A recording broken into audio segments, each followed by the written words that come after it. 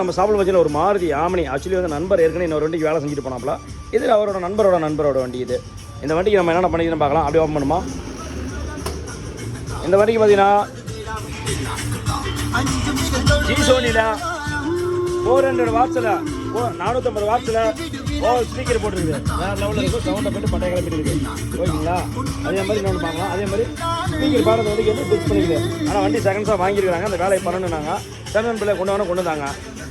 அடுத்து அப்படியே முன்னாடி பார்க்கலாம். முன்னாடி பார்த்தீங்கன்னா அதே ஜிசோனியில் ஒரு 4-5 ஸ்பீக்கர் ஒன்றும் போட்டுட்டு ஸ்டார்ட் போட்டாச்சு. ஓகே, இந்த செட்டப்பு இதுக்கெல்லாம் வந்து செட்டு பார்த்தீங்கன்னா சூப்பராக நம்ம மோக்கோ அதே போல் பார்த்தீங்கன்னா நம்ம MP3 மோக்கோ பிராண்ட் பார்த்தீங்கன்னா அந்த வண்டியில் போட்டுருக்குது. வேறு லெவலில் இருக்குது. சவுண்டை போய்ட்டு பட்டை கலப்புது.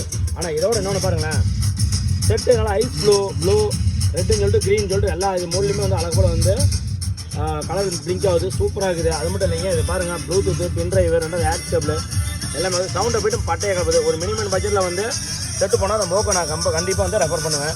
இது மட்டும் இல்லாமல் இதுக்கு இன்னொன்று பார்த்தீங்கன்னா நம்ம தான் ரிமோட்டு நல்லா யூனிக்காக சூப்பராக ரிமோட் கொடுத்துருக்காங்க.